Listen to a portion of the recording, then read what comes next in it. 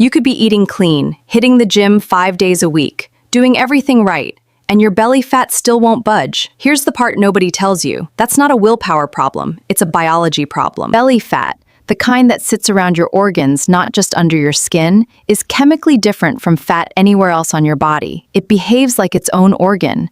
It pumps out hormones, and it's actively working against you losing it. In the next 15 minutes, I'm going to break down exactly why this happens, the hormones, the hidden habits, and the stuff doctors wish more people understood before they blame themselves for some exercise. Because by the end, you'll understand exactly what's driving that stubborn midsection and what actually moves the needle. Let's start with something most people don't know. There are two totally different types of fat on your body. Subcutaneous fat is the fat you can pinch, under your skin, relatively low risk.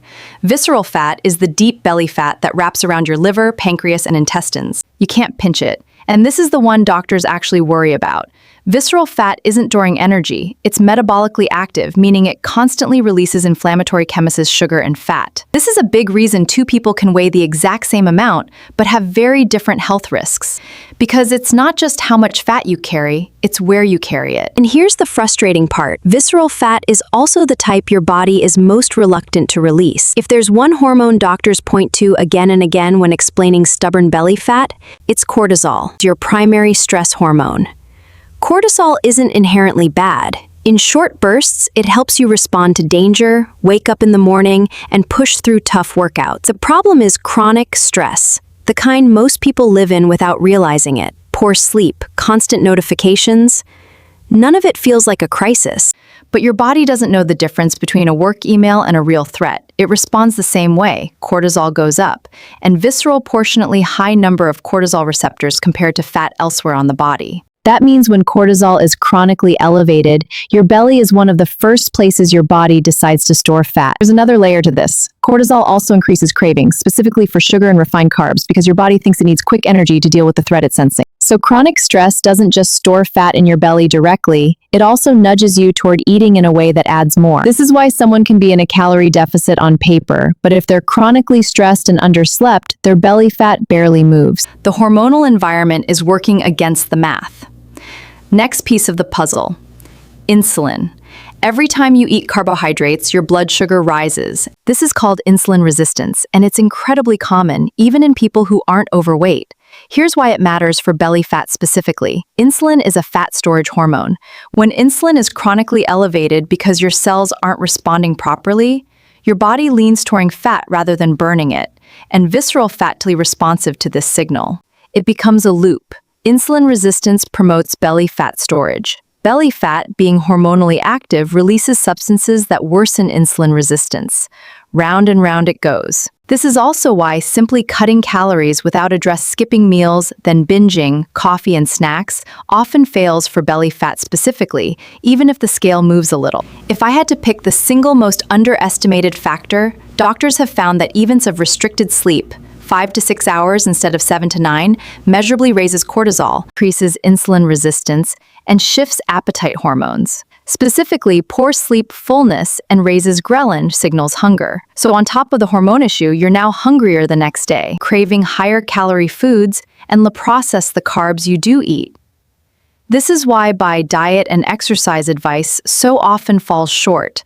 Someone can be doing everything craving right during the day and undoing a chunk of it every night simply by not sleeping enough.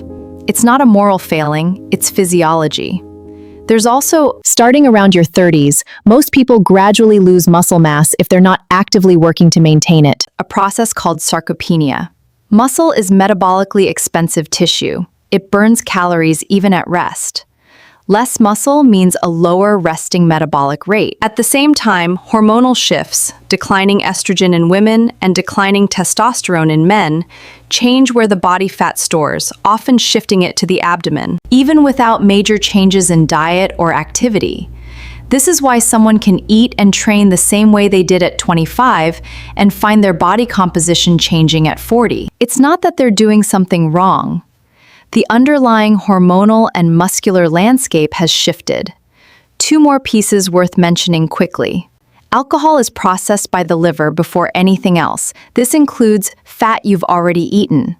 While your liver is busy, fat burning is paused, Excess calories are routed to viscerals are more easily routed to storage, particularly visceral fat. Gut health also plays a role doctors are still actively researching. An imbalanced gut microbiome has been linked to increased metabolism. Here's the encouraging part. Once you understand the mechanism, the solutions make a lot more sense, and they're not about extreme diets. 1. Prioritize sleep like it's a training session, not a luxury. 7 to 9 hours consistently does more for hormone regulation than almost any supplement. 2. Manage stress actively. Walking, breathwork, time away from screens. This isn't fluff, it's a direct lever on cortisol. 3.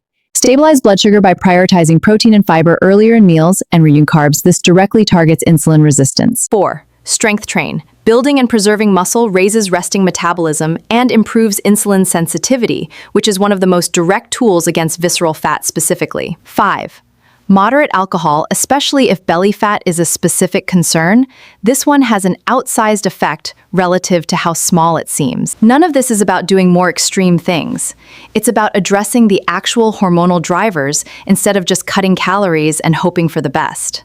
So the next time you hear someone say, belly fat is just about eating less and moving more, now you know why that's an oversimplification. It's cortisol, it's insulin, it's sleep, it's muscle. If this helped connect the dots for you, hit subscribe. I'm breaking down the science behind the health advice you've heard 100 times, but nobody ever actually explained. And drop a comment, which one of these factors surprised you the most? I'll see you in the next one.